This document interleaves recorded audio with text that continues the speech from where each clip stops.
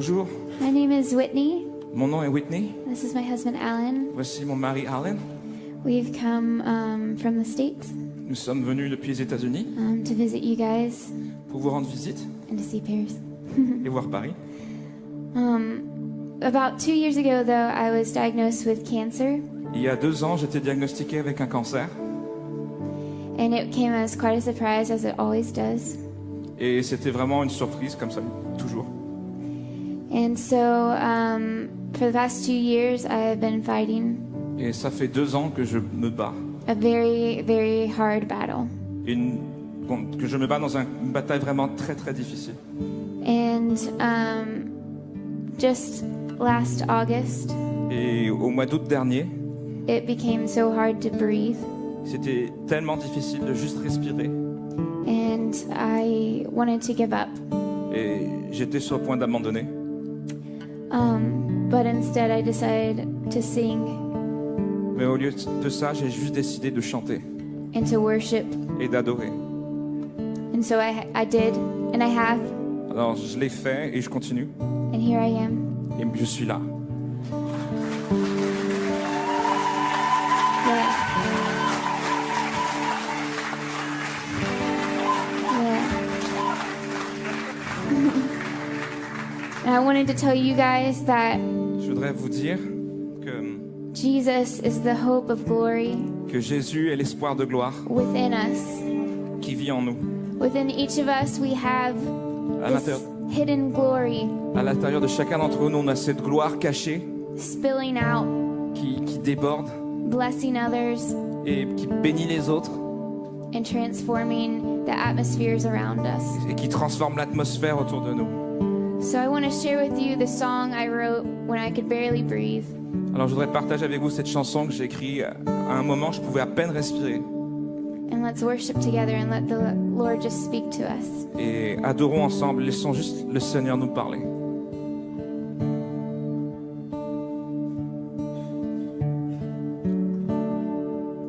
And there's a power in our worship, and I don't quite understand it. When we start to raise our voices, the world around us changes. There's a power in our worship, and I don't quite understand it. When we start to raise our voices, the world around us changes. So glory, glory.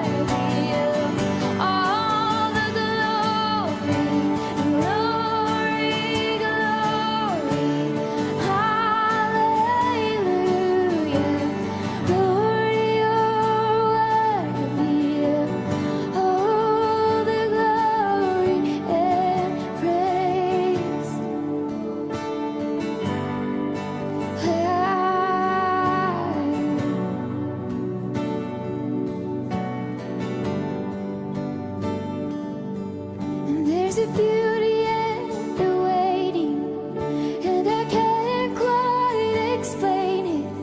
You just have to wait and see the glory of God. Oh, there's a beauty in the waiting, and I can't quite explain it. You just have to wait and see the glory of God. Oh, the glory of God. Oh, the glory of God. Oh, the glory of God. Yeah, the glory of God. Oh, the glory of God. Oh, the glory of God. Yeah, the glory of God. Oh, the glory of God. Oh God, how we love you. Oh God, how we love you. Oh, how we love you, God. Come on. Oh God, how we love you. Oh God, how we love you. Oh, how we love you, God. Hey.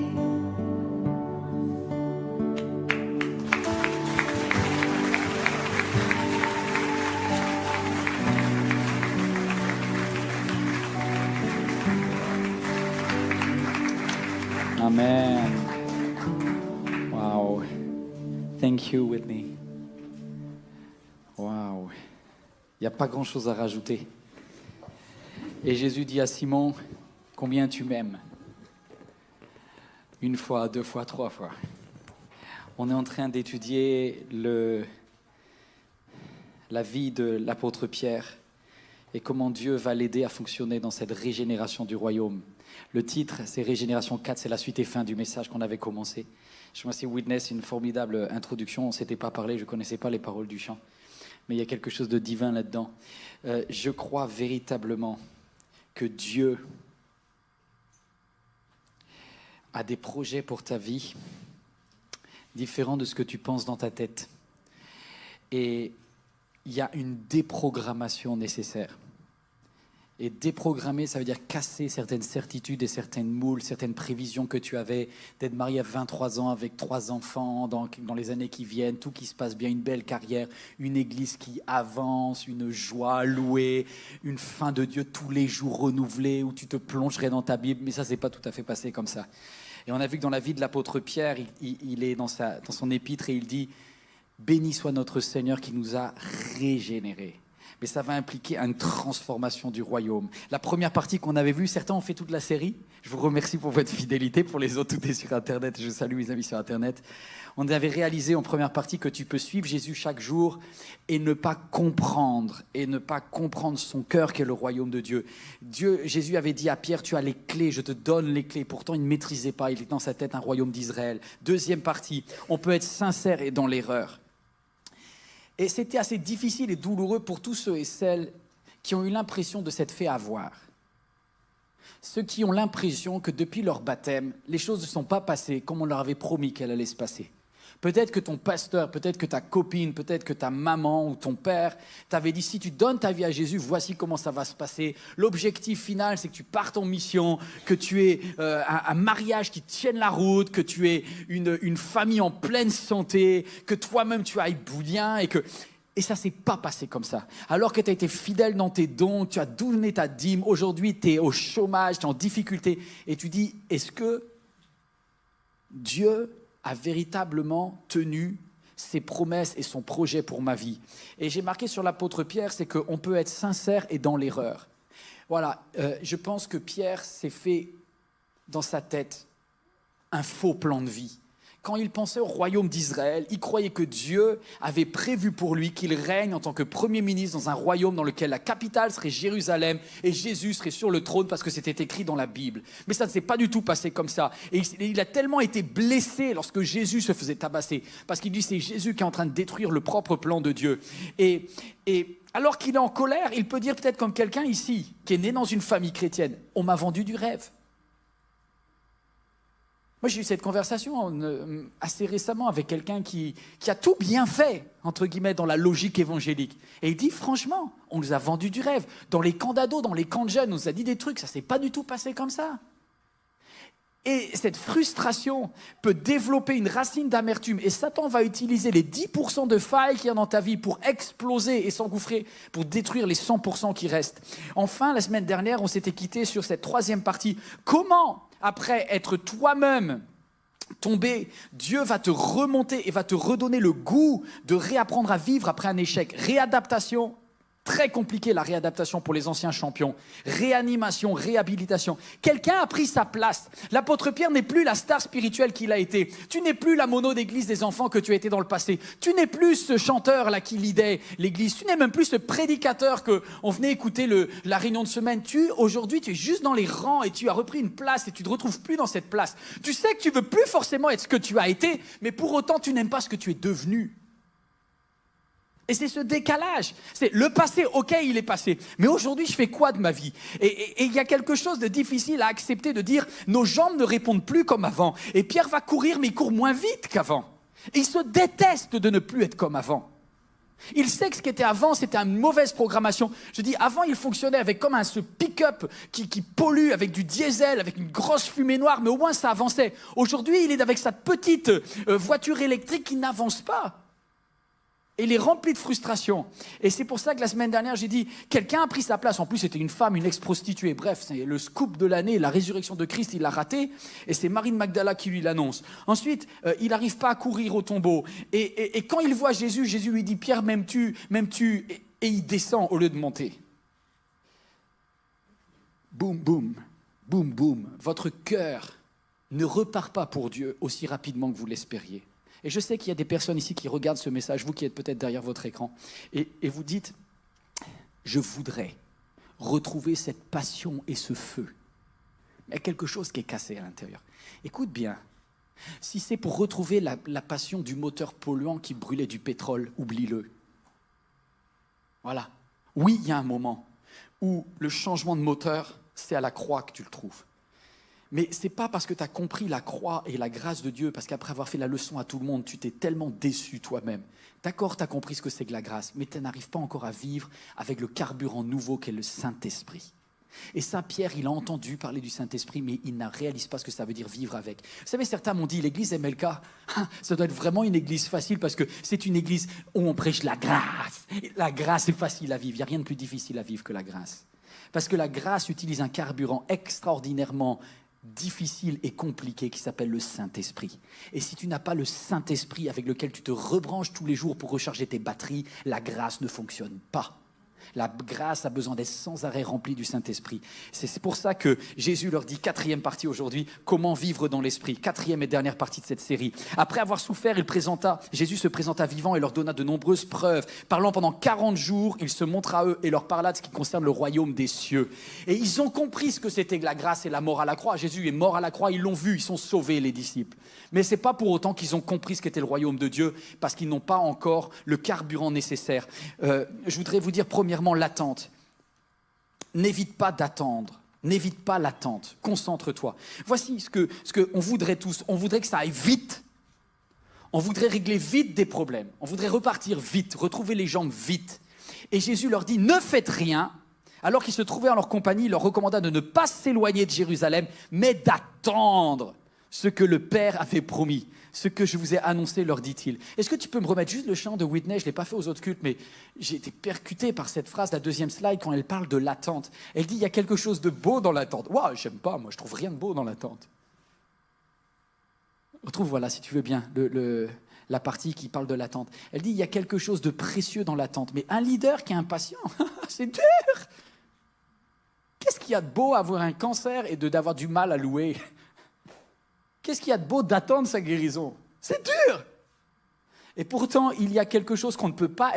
c'est inspiré, hein ? Et excusez-moi, vous ne pouvez pas écrire des chansons inspirées des fois sans souffrir. C'est dans le creuset, comme ça, que sont sorties les plus belles pierres précieuses. Il y a une beauté qu'on ne peut pas expliquer dans le fait d'attendre. Waouh ! Waouh ! Et pour l'apôtre Pierre, c'est difficile de rester 40 jours à attendre le Saint-Esprit. Mais concentre-toi et reste accroché. Voici la première leçon que tu dois, reste accroché. Il y a quelque chose de beau dans l'attente. Et pourtant, mes amis, je voudrais juste dire quelque chose. Regardez comment ils ont réagi quand Dieu leur a dit « Attendez quelques jours ». Au verset 5, « Dans peu de jours, vous serez baptisés du Saint-Esprit ». Alors que les apôtres étaient réunis, ils lui demandèrent « Seigneur, est-ce à ce moment-là que tu rétabliras le royaume d'Israël ?» Boum, retour en passé. Il leur répondit, ce n'est pas à vous de connaître les temps ou les moments que le Père a fixés, mais vous recevrez une puissance lorsque le Saint-Esprit viendra sur vous. Et vous serez mes témoins à Jérusalem, dans toute la Judée, dans la Samarie et jusqu'aux extrémités de la terre. Écoute bien, c'est pas parce que tu as souffert et que tu t'es rendu compte que l'ancien système ne fonctionne plus que tu n'as pas des moments de nostalgie. Le naturel revient au galop. Parce que même si tu as dit, ok, j'ai compris, Dieu veut pas que je me marie à 23 ans et que j'ai une famille, love, amour, gloire et beauté. Mais pour autant, maintenant que tu as 27 ans, tu dis, bon Seigneur, j'ai compris. Et quand est-ce que ça vient quand même? Si tu as servi Dieu, tu dis, ok, je ne le ferai plus jamais dans cette même attitude. Mais n'empêche qu'aujourd'hui, la position te manque quand même. Et on revient tout le temps dans notre vieille racine. C'est pour ça que si on n'est pas rempli du Saint-Esprit, on a envie de se prendre un petit coup de pétrole. Et les disciples ont compris la croix, mais ils n'ont pas compris le Saint-Esprit.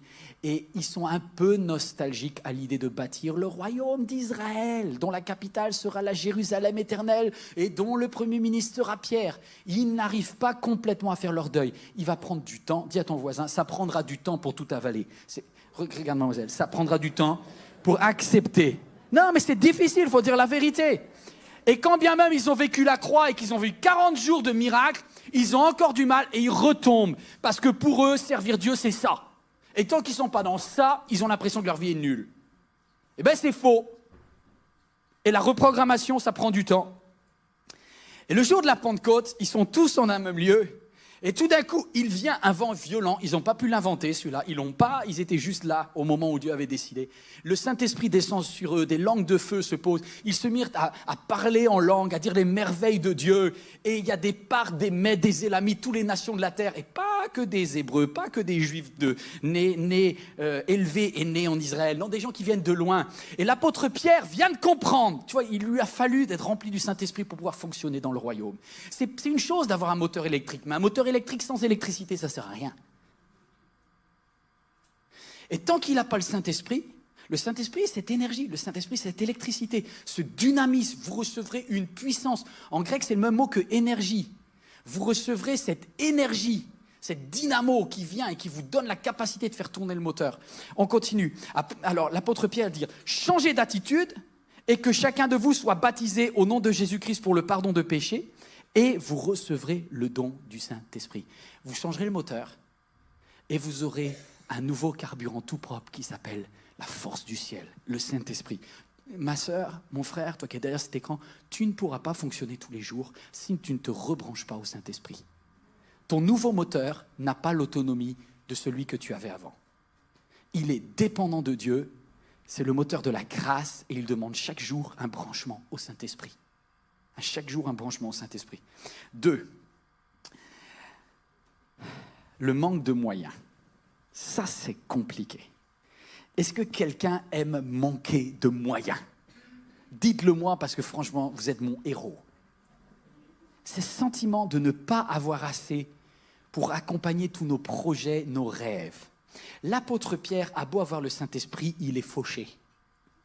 Les poches sont vides. À part des mouchoirs, il n'a rien dedans. Il n'y a pas un euro. Et lorsqu'il va au temple ce jour-là, Pierre et Jean montèrent ensemble au temple.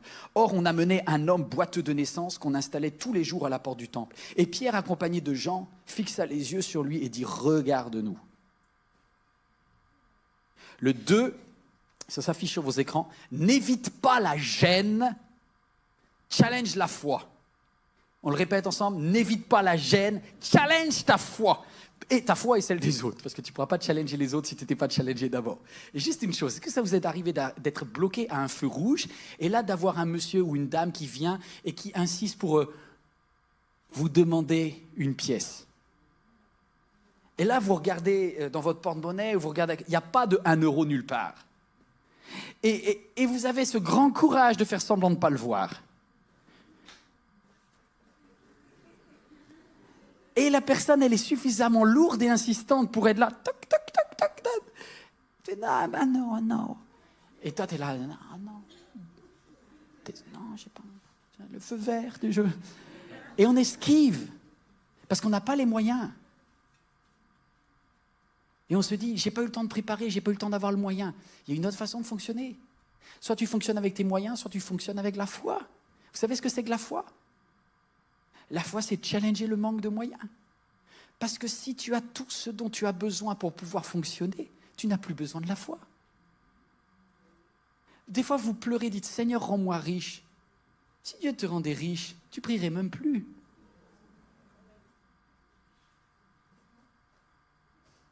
Si Dieu te donnait toute l'abondance affective, tu prendrais tout pour acquis.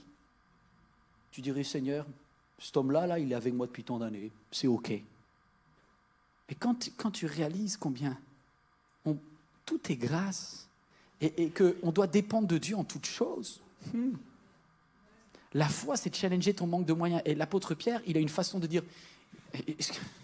Excuse-moi, j'ai vraiment rien, donc je suis désolé. D'ailleurs, Jésus, il t'a rien donné non plus, puisque le monsieur, ça fait longtemps qu'il est à la porte du temple. Et Pierre, il va s'arrêter. Et au lieu de fonctionner avec ses peurs et de dire qu'est-ce qui va se passer, etc., il va fonctionner avec la foi. Et il dit à cet homme, il le regarde, regarde-nous, regarde-moi. Je n'ai pas 1 euro à te donner, rien, nada, que dalle, zéro, ni argent ni or. Mais j'ai une chose. Et ce que j'ai, je ne l'ai pas à moi, on me l'a donné. Je n'ai ni argent ni or, mais ce que j'ai, je te le donne. Au nom de Jésus-Christ de Nazareth, lève-toi et marche. Et en fait, ce que vient de faire Pierre, il dit, je suis désolé, à titre personnel, je n'ai rien. Mais je peux te dire une chose, je suis une batterie et j'ai été rechargé par le Saint-Esprit. Alors si tu te branches à ma batterie, on va te faire une décharge électrique et ça s'appelle la foi. Et le Saint-Esprit est le même pour toi et pour l'autre à côté. Donc je voudrais vous dire, au lieu de vous plaindre, de dire, mais pourquoi je manque autant de moyens? Sais-tu que c'est toi la batterie? Que c'est toi, que tu as suffisamment d'énergie et en donnant, tu te renouvelles. Vous savez qu'une batterie qu'on n'utilise jamais, elle tombe à plat. Utilisez votre batterie et Dieu la recharge. Et Pierre fait une décharge de foi. Challenge la foi des autres. Mais si tu ne challenges pas la tienne, c'est foutu. Le première personne, vous savez, moi ce qui me bloque dans ces cas-là, c'est que j'ai peur de l'échec. Qu'est-ce qui se passe si cette personne ne se lève pas? Qu'est-ce qui se passe si ce boiteux reste boiteux? Non seulement je lui ai rien donné, mais je l'ai fait rêver. Et en plus, il ne s'est rien passé, donc c'est pire encore. Et j'ai regardé ce petit animal, c'est un rat. Voilà. Et j'ai marqué la peur de ce qui va se passer est comme un rat qui ronge la bénédiction que Dieu a en réserve pour toi. Il y a plein de réserves au ciel. Vous n'avez pas les moyens sur la terre. Mais il y a des réserves au ciel parce que le Saint-Esprit est connecté avec le ciel. Et quand tu pries, tu dis notre Père qui est aux cieux, que ton règne vienne, que ta volonté soit faite sur la terre comme au ciel. La réserve, elle est au ciel. Et en connectant, c'est tellement fort. Mais quand tu fonctionnes avec le rat au lieu de fonctionner avec la foi, le rat, il te dit, moi je grignote tout ce que j'ai et on va manquer de tout. Et le rat te mange ta foi. Et ça bloque, ça vide le stock. Fonctionne pas avec ça. Fonctionne pas avec ça. Oh, je suis toujours tenté. J'ai juste ce pasteur qui, pour moi, est un homme de Dieu formidable, Bob Hoskins, juste son image qui s'affiche. Lorsqu'il est venu ici dans l'église il y a bientôt 3 ans, j'étais en stress financier, j'étais vraiment en train de démarrer le programme de MLK, là-bas, le grand bâtiment à la pointe du lac. On était en train de mettre de côté. Et comme la Bible dit, que celui qui construit une tour, vous connaissez ce texte? Fasse très attention, qu'il compte bien. Bon, il faut bien faire les choses, quoi. Il ne s'agit pas de dépenser n'importe comment alors qu'on est obligé de faire des économies. Et ce pasteur, il vient et c'est un Américain. Et moi, dans tous mes clichés, vous savez, j'ai tous les clichés du monde, moi. Je dis, un Américain, super, il va prêcher sur l'argent, il va faire une offrande et tout va partir à la mission et nous, on n'aura que dalle. Donc si je raisonne avec mes peurs, c'est un très mauvais plan. Mais je me dis, bon, tant pis, je vais le faire venir. Et quand il vient à l'église, je me dis, il ne faut pas qu'il fasse d'offrande, il ne faut pas qu'il parle d'argent. On va encore avoir pas assez après. On ne pourra pas mettre de côté parce que tout va partir aux autres. Et cette mentalité, c'est une mentalité de rat. Mais dans un moment d'éclaircie, j'ai tué mon petit rat à l'intérieur et j'ai fonctionné avec la foi. Et j'ai dit, allez, ce matin, 50% de ce que l'on reçoit, on va le donner pour les enfants et le ministère One Hope. Et au moment où je l'ai dit, t'es fou. Tu vas regretter ça, on va manquer, on va pas pouvoir mettre... Et non, on va pas manquer. Parce que la provision, elle est divine et le Saint-Esprit renouvelle. Et ce qui se passe, c'est que ce jour-là, on a fait la plus grande offrande de l'histoire de l'Église. On dit « waouh » et on dit « en même temps ». Parce que la moitié a dû être donnée. Et c'est formidable, mais c'est ça la foi. Et Dieu multiplie. Depuis ce jour-là, cet homme-là nous a bénis infiniment. Et je dis bien infiniment, au-delà de ce qu'on lui a donné. Ça a déclenché une puissance divine dans notre vie. Moi, je l'ai rencontré il y a quelques jours. C'est lui qui m'a permis de rencontrer John Maxwell, qui m'a fait rencontrer, qui m'a mis en relation avec Bernice Luther King, la fille de Martin Luther King, qui va inaugurer MLK3. C'est grâce à ce monsieur. C'est formidable. En fait, quand tu fonctionnes avec la foi au lieu de fonctionner avec le rat, tu vas mieux. Ah ouais, ça paraît simple comme ça, mais c'est compliqué. Parce que mine de rien, le rat, il est à votre taille, quoi. Vous savez qu'on peut même l'apprivoiser, ça peut même devenir un gentil petit rat qui vole la bénédiction que Dieu a prévue pour toi. 3. Ton voisin est encore réveillé, il est encore là, tu n'as pas décroché en ligne, un petit coup de coude, pas en ligne, tu ne peux pas donner un petit coup de coude, c'est bon. Encourage-toi toi-même. 3. Troisièmement, vous savez pas ce qui va arriver dans la vie de Pierre, c'est ce qu'il y a de plus dangereux, le succès. Après avoir eu beaucoup d'échecs, il va connaître le succès.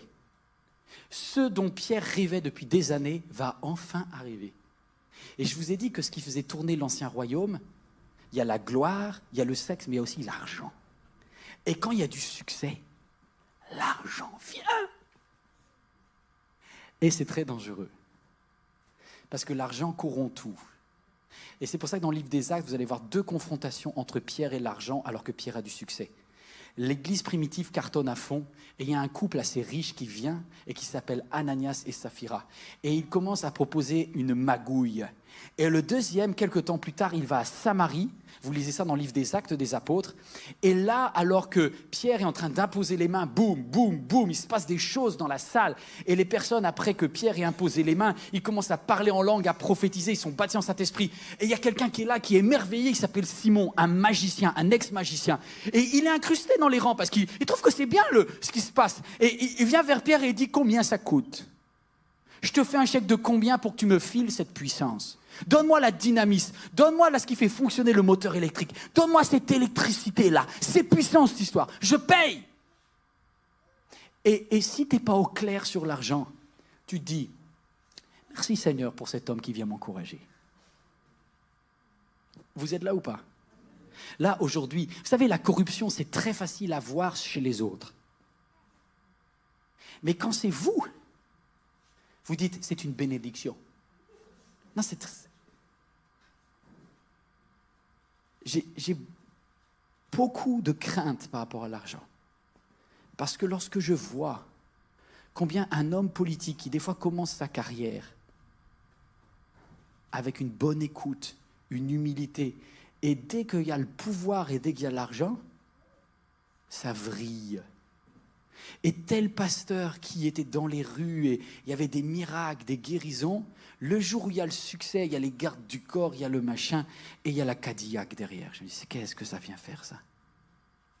Parce qu'au bout d'un moment, écoutez bien, un des grands dangers du nouveau royaume, c'est que Dieu donne la bénédiction et toi tu vas être tenté de prendre un impôt.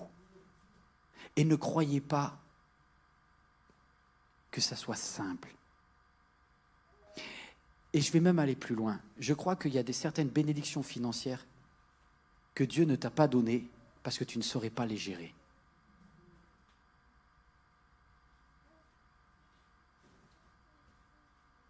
Et je crois que s'il y a une prière qu'on doit faire, ne me fais ni pauvre ni riche. Pauvre parce que c'est galère. Et riche parce que c'est galère. J'ai appris à être heureux dans la situation. Oh. Il faut confronter. Des fois, il faut avoir le courage de confronter et de dire non à quelque chose qui t'intéresse. C'est facile de dire non sur les autres. Oui, certains ils disent, oui, l'apôtre Pierre, il est courageux, il va confronter. Oui, mais il va confronter des trucs qui sont à son désavantage. Quand vous confrontez des choses qui vont dans votre sens, mais bien sûr c'est facile de s'énerver. Mais dites non à quelque chose dans votre avantage. Et le royaume de Dieu est incorruptible, les dons de Dieu ne se vendent pas. Oui, mais c'est très dangereux parce que comme Dieu ne se repent pas de ses dons, il nous les donne et des fois on prend un petit peu au passage. Et puis confronter, laissez-moi développer une nouvelle pensée. Une pensée par rapport à quelque chose que vous avez, puisque y a-t-il des parents qui ont des enfants en bas âge ici ? Vous pouvez lever la main, assumer, c'est une bénédiction de Dieu, et faites un grand sourire parce que vous êtes trop content d'être parent, d'accord ? Ma soeur, je te bénis, je ne sais pas quel âge ils ont, mais... Ce qui est compliqué avec les enfants, c'est que dans notre rôle d'éducation, écoutez bien, parce qu'il y a un principe spirituel derrière, dans notre principe d'éducation, on doit mettre des limites, et on doit confronter l'enfant des fois. On ne peut pas tout accepter de l'enfant, on doit lui dire non. Imaginez un enfant qui, à chaque fois qu'il se sert un bol de céréales ou un bol de chocolat, il en met partout. La première fois, tu nettoies. La deuxième fois, tu préviens, mais tu nettoies quand même. Et voilà que cet enfant, toujours agité, et tu dis « Attention, tu vas en mettre... » Là, il en met partout de la table, ça coule, ça flingue la moquette ou le tapis. Et là, tu as un moment où le royaume de Dieu est loin, l'enfant est proche, et tu dis... 3 minutes au coin là-bas au piquet. Parce que tu as versé du chocolat et que tu viens de bousiller le tapis de maman, tu vas 3 minutes là-bas au coin sous l'escalier. Et en fait, tu appliques ce que j'appelle l'Ancien Testament. C'est-à-dire, il y a une loi et il y a une punition en cas d'infraction. Vous êtes toujours là. Et d'ailleurs, un des versets clés dans l'Ancien Testament, c'est « La crainte de l'Éternel est le commencement de la sagesse. » Et comme je veux t'éduquer, mon gars, tu vas voir. Et vous voyez ce qu'on fait avec la punition, c'est que dans le fonctionnement de l'Ancienne Alliance, il y a une loi qui est générale et une sanction qui doit être proportionnée. Si tu commets un adultère, tu es sanctionné un peu plus durement que si seulement tu as volé du pain. Vous comprenez l'idée ? C'est ça l'Ancien Testament. Mais c'est rien de plus qu'une loi et un système de sanctions. Et du coup, tout le monde craint. Et si tu crains Dieu, tu ne prends pas la femme de ton voisin parce que sinon Dieu va faire la police. Et c'est comme ça que fonctionnait l'Ancien Testament. Et quand David enfreint cette règle, il y a une sanction derrière. Ancien Testament. Et du coup, quand l'enfant renverse le chocolat ou le jus d'orange, alors qu'on l'avait prévenu, il prend 3 minutes sous l'escalier. Mais juste expliquez-moi, regardez ce livre de Danny Silk, et je vous invite à le lire et à l'acheter si vous le voulez. Je crois qu'il doit en rester quelques-uns au comptoir de librairie, mais aimez nos enfants intentionnellement. Écoutez bien. Le problème avec ce tapis qui est foutu et cet enfant qui était prévenu, c'est que quel est le lien ? Écoutez bien, regardez ici.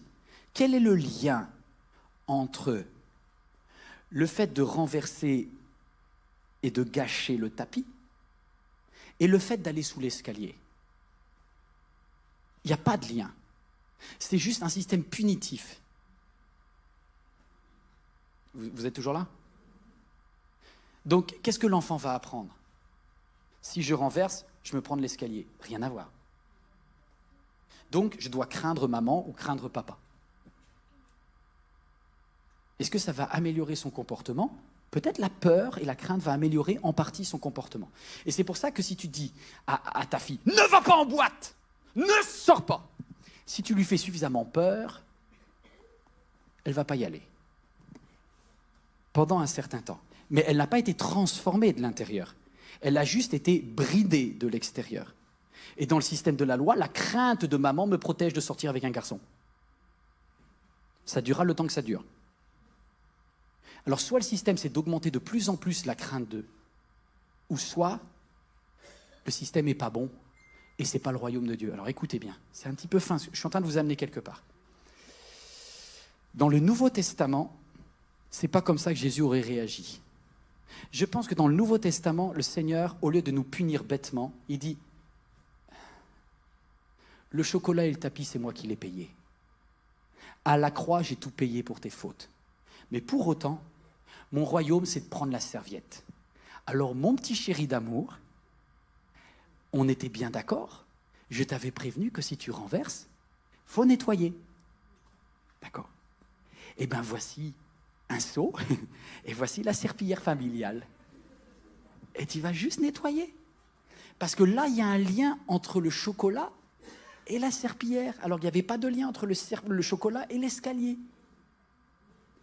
Et là, il se dira, ah, ok, je suis responsabilisé et je vais apprendre positivement.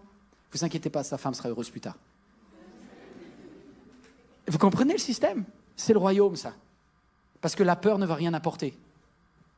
Et dans le fonctionnement de la grâce, c'est ça que je voudrais vous dire. Le fonctionnement de la grâce, c'est pas le n'importe quoi. Quand certains me disent la grâce, c'est trop facile. La grâce, c'est super difficile. La grâce, c'est prendre la serviette et nettoyer. La grâce, c'est pas laisser des taches partout en disant « Oh, j'ai un peu péché, mais bon, je vis dans la grâce. » Mais pas du tout. Le Saint-Esprit va individualiser chacune de tes limites. Est-ce que la grâce nous permet de boire du vin? Il n'y a ni oui ni non. Si vous êtes un Jean-Baptiste, c'est non, dans le Nouveau Testament. Jean-Baptiste, l'ange dit, il ne boira pas de vin parce que c'est dangereux pour lui dans le désert. Il risque de finir vraiment bourré. Et ça ne sera plus un prophète, ça sera un homme bourré dans le désert. Donc on va dire non. Alors que pour Jésus, vu qu'il est sociable et qu'il doit aller à Cana, son premier miracle, ça sera de faire du vin. C'est très différent. Est-ce que c'est le même esprit? Oui. Est-ce que c'est la même règle? Non. Alors je suis désolé, mais si vous êtes Jean-Baptiste, vous êtes Jésus, vous n'avez pas la même règle. Et d'ailleurs, reprenons l'histoire de cet enfant-là. Il y a une grande injustice par rapport aux enfants. Moi, je suis un hyperactif. Structurellement, j'ai renversé dans ma vie 1 chocolat sur 2. Je suis tellement nerveux, je vais toujours beaucoup trop vite. Et soit vous faites de moi un enfant battu, ou soit vous dites, on va devoir individualiser avec lui. Il faut juste qu'il se calme, en fait. Et puis à côté, vous mettez à côté de moi une petite fille qui a 7 ans et qui est archi molle, un peu la fatigue, vous savez, la fille, la gentille, super scolaire, super gentille. Elle va jamais se rater, elle. Parce que verser du lait, c'est juste évident, elle va prendre son temps, elle mettra 2 heures à remplir le bol, mais il n'y aura pas une goutte. Et du coup, elle ne se fera jamais punir. Et donc, dans l'église, on va dire, gloire à cette jeune fille qui ne met jamais à côté et qui ne pêche jamais. Mais il y a une grande injustice. Par rapport à la télé, par rapport à Facebook, par rapport à Internet, entre un ado mâle de 17 ans et une mamie de 83 ans, il y a une profonde différence. Ils ne seront pas du tout tentés pareil. La mamie sur Facebook, même à 83 ans, elle n'ira pas cliquer sur la pub de pornographie. Aucun risque. Elle ne va même pas la voir, elle a un problème de vue. Et du coup, c'est réglé. Mais vous êtes un ado. Vous regardez, et puis il y a 3 yeux, il y a un qui part. Et c'est compliqué parce qu'il y a une grande différence. Et vous allez devoir à fond fonctionner avec le Saint-Esprit pour dire « Saint-Esprit, donne-moi la force !» Mamie, elle n'a pas besoin de force. C'est réglé depuis longtemps. Et c'est pas juste. Donc vous avez une différence. C'est vrai, hein, vous savez pas me faire rire, c'est très sérieux. Mais on n'est pas égaux là-dessus. Et donc la grâce, c'est pas dire on a le droit de faire n'importe quoi. La grâce veut dire que à telle période de ta vie, avec ce type de problème, tu vas devoir être hyper rigoureux.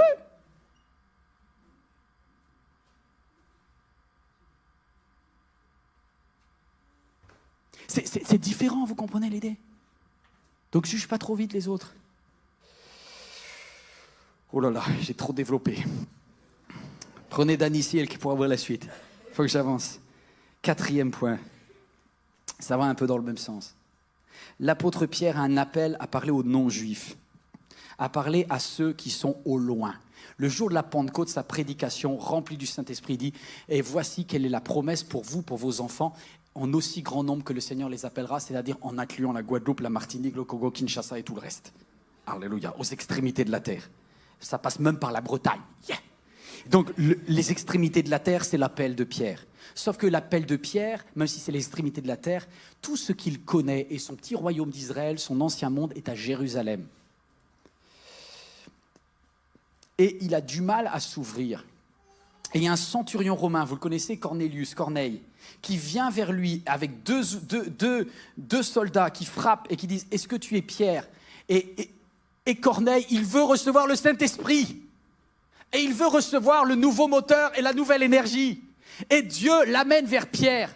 Mais Pierre Il n'est pas en train d'aller vers eux. Et même, il a un blocage dans sa tête. Alors, le Saint-Esprit lui fait un cours d'éducation génial. Il fait descendre une grande nappe avec toutes les bestioles qu'un juif pratiquant a promis de ne jamais manger parce que c'est pas cachère. Et il voit cette nappe qui descend avec des trucs dégoûtants. Et rien que ça, même si c'est midi et qu'il a faim, l'apôtre Pierre, il est écœuré. Et alors qu'il voit cette nappe, il y a une petite voix du ciel qui dit « Tue et mange ». Jamais! On ne fait pas de ça dans mon église. Dans mon église, les femmes ont les cheveux longs, les jupes sont longues. Dans mon église, on ne met pas des trucs moulants. Dans mon église, on ne met pas des boucles d'oreilles. Dans mon église, on ne se teint pas les cheveux. Dans mon église, le cinéma est considéré comme un péché. Dans mon église, et tu peux faire tous les... Non, vous êtes trop jeune pour ça. Mais il y a eu des églises comme ça. Il y a eu des églises comme ça, où tout, il y avait un catalogue. La nappe, si vous allez chez les adventistes, mes amis adventistes, je vous aime, mais la nappe, elle fait 3 tonnes de tous les interdits. Et dans certaines églises évangéliques, waouh, il y a du lourd là-dedans, tous les interdits à ne pas faire. Et Pierre, il est juste carré. Et il dit, attention, on ne fait pas n'importe quoi. Alors il dit non. Et la nappe redescend une deuxième fois qui lui parle. Ce que Dieu a déclaré pur, toi, ne le considère pas comme impur. Mais qu'est-ce que c'est dur! Lorsque toute ta vie, tu t'es interdit quelque chose parce que tu penses que c'est pas bon, et tout d'un coup, puisque tu as changé d'église, tu te vois la MLK, ben, y en a qui le font. Tu as le droit de le faire, tu n'as pas le droit de le faire, c'est compliqué. Et tu vois cette nappe, eh ben, sache qu'avant toi, je suis passé par cette nappe. Je me rappelle quand j'étais aux États-Unis et que j'étais un bon petit pharisien, il manquait juste de la circoncision, mais sinon j'aurais été comme Pierre. Et je suis là en train de me dire, je suis une famille chrétienne, je ne sortirai jamais avec une fille. Seigneur, je te prie pour la femme de ma vie, qu'elle ne sorte pas avec les garçons. Je te prie qu'elle ne développe aucune relation, qu'elle soit intègre, nickel comme moi. Seigneur, à 2, on fera le couple parfait, le couple idéal du christianisme. Bref, on va fonder le royaume de Dieu à nous deux. Et du coup, le Seigneur me donne ce texte. Une première fois. Vous savez, c'était l'époque... J'ai vieilli, hein. C'était une cassette, Vous savez, les petites cassettes qu'on rembobinait, la honte. Tous ceux qui ont connu l'époque des cassettes, c'est que vous avez vraiment pris un coup de vieux. Depuis 2003, ça a disparu. Alors, j'écoute la cassette et j'écoutais une lecture biblique tous les jours. Et là, il y a le texte, ce que Dieu a déclaré pur. Parce que la fille que j'aimais, je venais d'apprendre qu'elle était sortie avec plein de garçons. Et ça me rendait malade. Et Dieu me dit, mais t'es qui pour juger, en fait? Mais si toi, t'es pur, tant mieux. Mais qu'est-ce que tu vas aller déclarer les autres impurs, là? Mais ça me rendait fou de savoir qu'elle ne s'était pas mise les mêmes barrières que je m'étais mis. Si toi, tu t'es privé de quelque chose de la nappe, tu as du mal à accepter que l'autre fasse un méchoui avec. Tu dis, c'est un petit peu difficile. Et c'est ce qui se passe avec l'apôtre Pierre. Et un petit peu plus tard, il y a un combat dans l'église primitive. Vous savez que les combats dans les églises, ce sont les pires combats, hein. Un combat théologique parce que l'apôtre Pierre était un petit peu resté bloqué. Laissez-moi donner cette idée-là. Mais l'apôtre Pierre est resté un petit peu bloqué dans son ancien système. Il sait qu'il doit quitter Jérusalem, mais il y reste quand même. Et il reste toujours entre Jérusalem et Antioche. Il a du mal à partir parce qu'il ne sait pas trop fonctionner le nouveau royaume. Et du coup, Dieu va envoyer Paul et Barnabas. Vous connaissez Paul et Barnabas? Et c'est eux qui vont aller évangéliser la Turquie. C'est eux qui vont évangéliser après la Grèce. Et Paul va aller en Italie, et Paul va aller en Espagne, et Paul va aller jusqu'aux extrémités de la terre. Mais Pierre, lui, va rester à Jérusalem. Et pourtant, c'était son appel d'aller voir les non-juifs. Mais vous voyez, un jour, des juifs devenus chrétiens ont commencé à embêter les nouveaux chrétiens de Turquie parce qu'ils n'étaient pas des zizi coupés. Et comme il n'y avait pas zizi coupé, il n'y avait pas vrai christianisme, il n'y avait pas vraie sanctification. Alors du coup, ils ont fait un conseil d'église avec Monsieur Pierre, Monsieur Jacques, Monsieur Jean, Monsieur... Et tous les disciples étaient là, les apôtres. Et conseil de discipline pour Paul et Barnabas. Qu'est-ce qu'on leur reproche? Ils ont une église en croissance.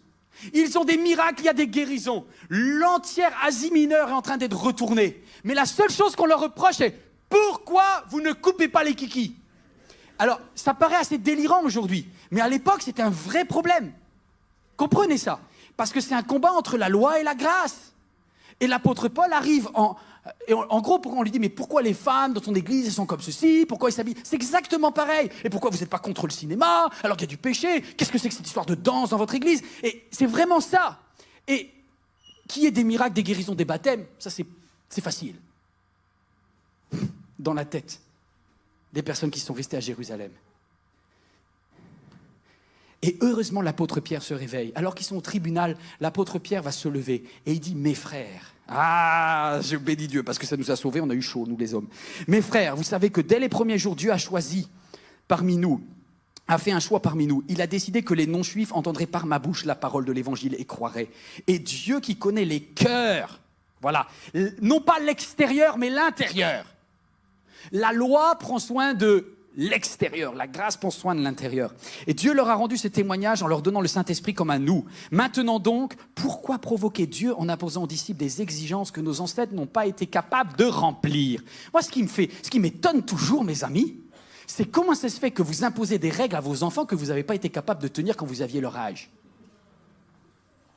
C'est quoi le délire? Tu dis, ah, fais pas ça, fais pas ça. Mais si j'étais ton adulte, je te dirais, hé maman, et toi? De quoi on parle là? Parce que oui, t'allais pas au cinéma, mais ça t'a pas empêché d'avoir un bébé à 16 ans. Hein.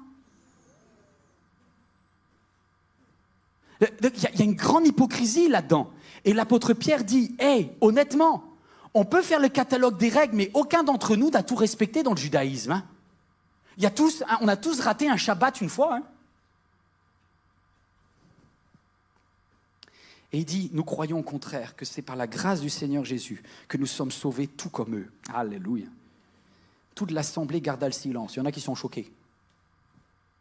Et l'on écouta Paul et Barnabas raconter tous les signes miraculeux, les prodiges que Dieu avait accomplis par leur intermédiaire au milieu des non-juifs. Je dois terminer ce point-là parce que le temps passe, mais je voudrais vous dire, ton idée ne sera excellente que si les autres l'améliorent. Allez, on termine avec le 5e point.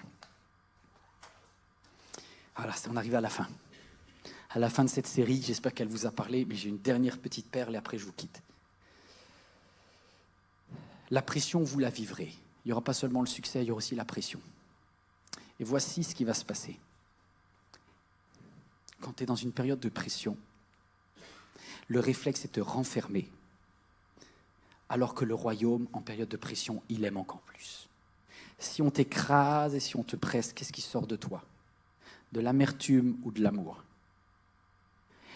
Et pendant des années, j'ai entendu tellement de prédications qui m'ont dit « Attention Yvan, quand tu seras en face de personnes qui sont des inconvertis, quand tu seras en face de personnes mondaines, garde bien tes principes et tes valeurs. » C'est vrai. Je pense que c'était pareil pour l'Église primitive, parce que quand Pierre a été mis en prison par Hérode, il est resté impeccable. Il est resté impeccable. Et vous voyez, il n'a pas péché quand il était parmi les inconvertis. Parce qu'il était tellement en train de se protéger et il s'attendait tellement à ce que le péché le tente qu'il a été nickel. Il n'a pas renié sa foi en prison. Le Pierre qui avait renié 3 fois Jésus, je peux vous dire qu'avec Hérode, il ne lui a pas lâché un demi-quart d'aveu. Il a dit « Jésus-Christ, changez ma vie, et c'est lui qui fait les miracles. Si le boiteux marche, c'est à cause de Jésus. » Wouh! Il a réussi à tenir la pression externe. Mais vous voyez, l'apôtre Paul nous donne une petite anecdote. Et je vais terminer comme ça, et je pense que ça peut vous interpeller. 3 ans plus tard, je suis monté à Jérusalem, dit l'apôtre Paul, pour faire la connaissance de Pierre. Et je suis resté chez lui pendant 15 jours. Donc ils sont devenus potes, ils sont devenus amis, Pierre et Paul. Les deux qui étaient appelés à annoncer l'évangile aux non-juifs. Sauf que Paul est vraiment devenu inclusif. Paul a dit, il est ma paix, car il a cassé le mur qui séparait les non-juifs et les juifs. Wow! Et Pierre, lui, il a un petit peu de mal encore. Et verset 11, lorsque Pierre est venu à Antioche, l'apôtre Paul dit, je me suis ouvertement opposé à lui parce qu'il était condamnable. En effet, avant la venue de quelques personnes de l'entourage de Jacques, ça c'est les super spirituels, les circoncis du 8e jour, les chrétiens méga top de la sanctification. Et ils mangeaient, Pierre, jusqu'à leur venue, mangeait avec les non-juifs. Mais après leur arrivée, il s'est esquivé. S'est tenu à l'écart par crainte des circoncis. Et les autres juifs ont pratiqué avec lui ce double jeu. Oh, écoutez bien, ne lâchez pas. De telle sorte que même Barnabas a été entraîné dans leur hypocrisie. C'est-à-dire que il n'a pas péché quand il était avec les païens, il a péché lorsqu'il était avec les chrétiens. Et il n'a pas péché quand il était avec n'importe quel chrétien, il il a péché lorsqu'il était avec des chrétiens super sanctifiés. Vous êtes toujours là ou pas? Le péché ne viendra pas par l'endroit dans lequel tu penses qu'il va venir. Et c'est des fois en étant à l'église que tu risques de pécher. Je sais qu'en boîte de nuit, tu as vraiment peur de pécher. Très bien, évite-la. Mais j'espère que tu ne vas pas éviter de venir à l'église, pourtant c'est aussi dangereux. Parce qu'à l'église aussi on peut médire, à l'église aussi on peut tailler des costumes à quelqu'un, à l'église on peut casser des réputations, à l'église on peut critiquer une sœur, à l'église c'est aussi dangereux. J'ai besoin quand même de mes notes. À l'église c'est vraiment compliqué. Et ça, sache que Dieu te voit dans tous les endroits. L'apôtre Paul va confronter Pierre et dit « J'ai dit à Pierre devant tous, toi qui es juif, tu vis à la manière des non-juifs. Tu vis par la grâce. Tu as compris que ces histoires-là, toutes ces règles, ne sont pas nécessaires au salut. Alors pourquoi veux-tu forcer les non-juifs à se comporter maintenant comme des judaïsants? Pourquoi tu veux faire des autres des intégristes alors que toi-même tu ne l'es plus? Vous savez pourquoi? Parce que Pierre a du mal à assumer qu'on le traite de chrétien tiède. Il a du mal à assumer le fait qu'on lui dise « L'apôtre Pierre, c'est un peu cool au niveau de la doctrine. Hein? Il mange même du porc. » Et Pierre, il n'a pas assumé en fait de dire aux autres « Écoutez, on n'a pas à agir comme ça. » Et il a joué double jeu. Et l'apôtre Paul lui a dit « On arrête ce délire-là. » Et laissez-moi vous donner une dernière anecdote. J'ai une maman qui est formidable. C'est pas une mère juive, mais c'est tout comme.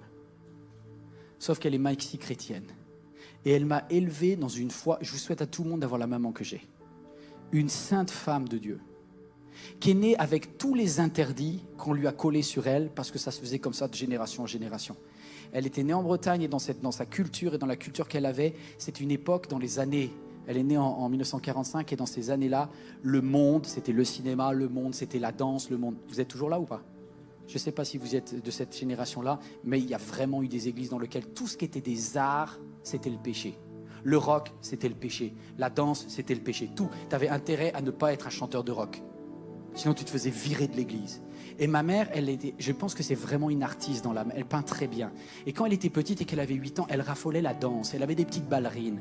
Et à cette époque-là, elle allait dans l'église. Et dans l'église, on lui a dit « Ah, il n'y a pas de ballerines pour le Seigneur. Ça, c'est un truc de péché. Tu vas prendre tes petites ballerines et tu vas aller les ranger parce que Dieu va te délivrer de la danse. » Et comme ça, elle me parlait il y a quelques jours et elle suit l'église MLK. Elle aime beaucoup l'église MLK, ma maman. Et puis elle me dit « Yvan, c'est magnifique la grâce, c'est magnifique la reprogrammation, c'est magnifique la régénération, c'est magnifique que les femmes soient libres, c'est magnifique de ne plus être obligé de porter du voile et de devoir interdire le maquillage. C'est magnifique. » Et il y a quelques jours, je lui ai dit « maman, cet été, il va y avoir une école de danse à MLK. » Non, dites pas trop amen. Ma mère, elle a failli s'arrêter là. Quelques jours après, j'ai eu un appel. C'était il y a 2 jours. Elle me dit « Yvan, j'ai réfléchi là, ton histoire de danse là. Je le sens pas du tout. » Et je dis « Pourquoi tu le sens pas du tout ?» Elle dit « Parce que la danse, c'est le monde. Et parce que la danse, il y a des gens qui se trémoussent, c'est pour allumer, c'est pour montrer ses formes, etc. » Je dis « Maman. » Et je vois qu'elle me dit « Yvan, je t'ai suivi partout. Je veux bien que ça soit cool et ouvert, mais quand même, la danse, ça ne se fait pas chez nous. » Je lui dis « C'est qui chez nous? Chez nous les Blancs? Parce que c'est pas chez nous ici. Tu sais, maman, tu m'as dit que l'église, ça n'appartient pas au pasteur. L'église, c'est l'église. C'est celle de Jésus ou c'est celle de personne.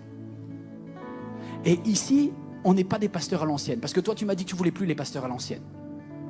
Alors, je ne suis pas un pasteur à l'ancienne, donc l'église, ce n'est pas mon église. Et l'église, ce sont les personnes. Donc le bâtiment, on oublie. D'accord. Mais il me dit, mais la danse quand même, Yvan, la danse. Je lui dis, attends. Il me dit, tu sais, moi, si j'avais dansé, ça se trouve, je serais parti dans le monde. Je lui dis, oh, c'est possible.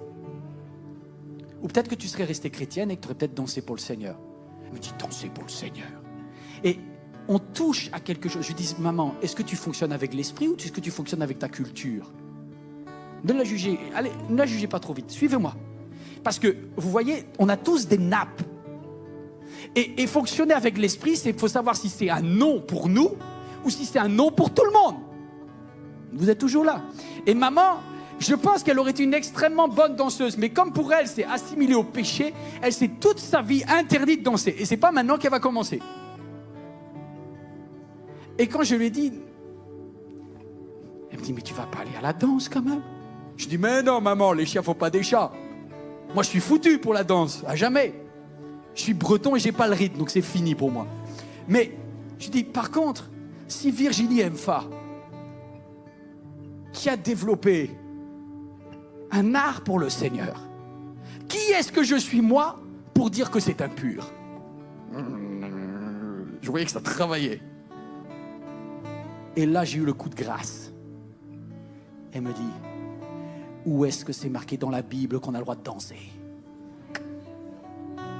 Alors je lui ai dit, hé maman, et David il ne le dansait pas? Et elle me dit, Ancien Testament.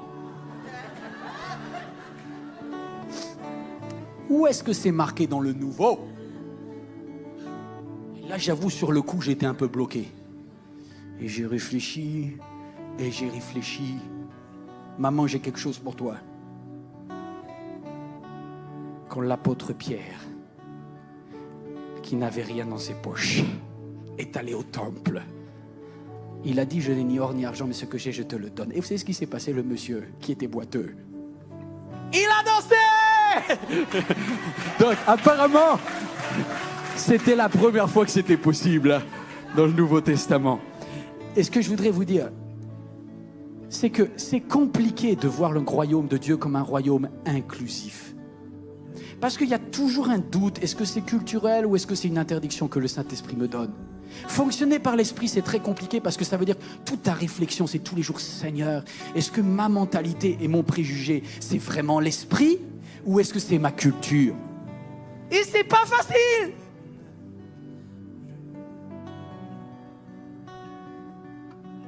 Et je me dis, maman, cette église, elle est métisse. Pour moi, la danse est assimilée à ça. Je ne vais pas y aller au cours de danse. Parce que moi, si je vois une fille danser, j'arrive pas à me concentrer. Mais ça, c'est mon problème. C'est pas son problème. Et je me dis que peut-être si quelqu'un est né dans une famille avec une tradition différente de moi, et qu'il voit les mouvements, et qu'il voit la nature est en mouvement, mes amis. Les arbres, ils dansent. Toute la création danse devant Dieu. Alors je me dis, moi, c'est pas ma culture. Ça peut être dangereux pour ma vie, mais ça peut être très bon pour la vie de quelqu'un d'autre.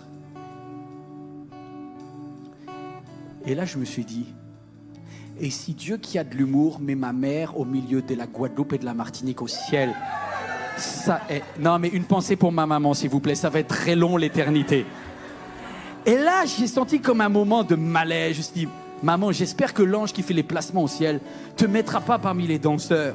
Mais après, j'ai eu une petite révélation. C'est que j'ai pensé à toi, qui est d'Afrique ou de Guadeloupe et de Martinique. Regarde-moi bien, toi.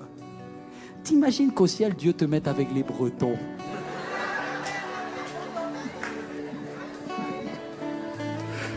Ah, il va falloir prier. Parce que chez nous, on prie. Et on prie à genoux. Et les deux louent le Seigneur. Et le même esprit nous sanctifie, nous transforme. On va se lever. Seigneur, viens transformer ma vie. Je veux mieux te connaître. Je m'abandonne. Alléluia. C'est lui qui change mon caractère, ma vie. Je veux mieux te connaître. Je veux mieux te connaître. Me voici à genoux devant toi. J'abandonne tout.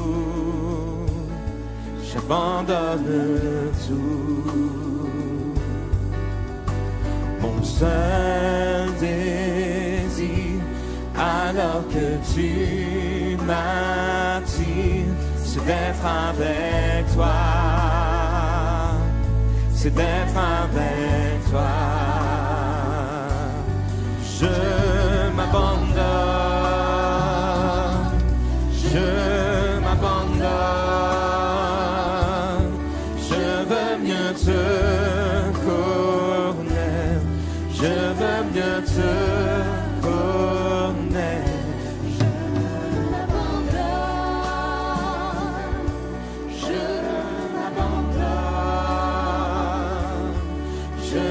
mieux te connaître.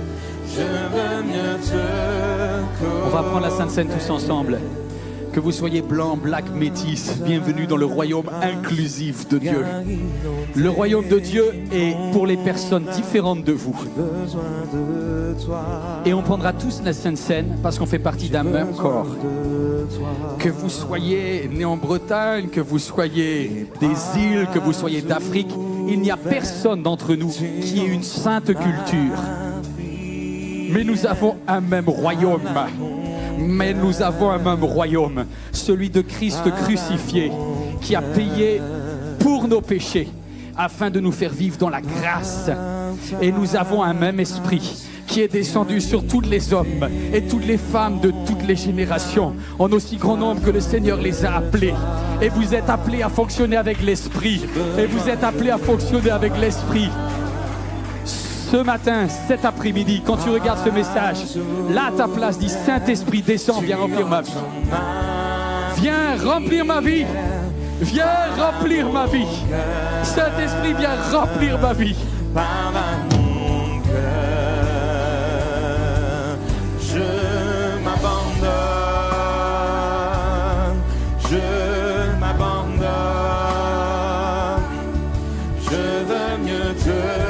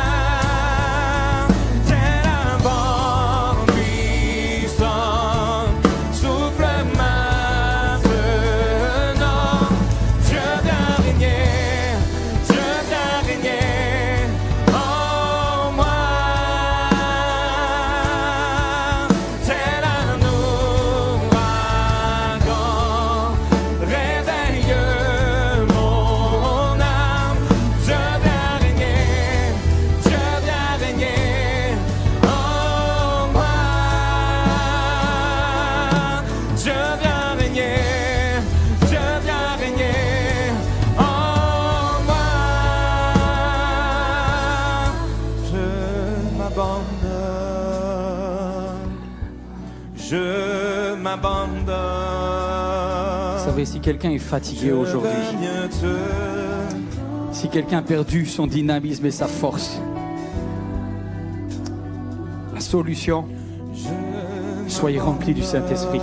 Ne quittons pas ce lieu. On peut partir, on peut arrêter cette réunion. Vous pouvez sur Internet éteindre l'écran, mais le mieux, ça serait quand même de dire Seigneur, viens me remplir du Saint-Esprit maintenant. Je voudrais que, comme dans la chambre haute, on puisse prendre quelques instants et dire Seigneur Jésus, tu as promis que tu donnerais le Saint-Esprit. Alors, je veux recevoir maintenant le Saint-Esprit. Je suis fatigué, j'ai pris des coups, j'ai été déprogrammé, je vais être reprogrammé. Mais mon nouveau moteur ne fonctionne plus. Mon nouveau moteur est différent. Mon nouveau moteur fonctionne à l'énergie du ciel. Viens me faire la grâce de me brancher avec le ciel en cet instant. Que je reçoive cette puissance venant d'en haut. Cette puissance qui a transformé des hommes et des femmes de toute génération. Je voudrais que tu sois baptisé dans le Saint-Esprit maintenant. Je voudrais que tu puisses commencer à le louer en d'autres langues. Je voudrais que là où tu es à ta place, tu puisses expérimenter comme une visitation du ciel. Toi qui es derrière la caméra, que Dieu te touche maintenant. Là où tu es, reçois, commence à louer Dieu. Parle en d'autres langues, commence à célébrer la puissance de Dieu. Je m'abandonne, Seigneur, à toi. Je m'abandonne.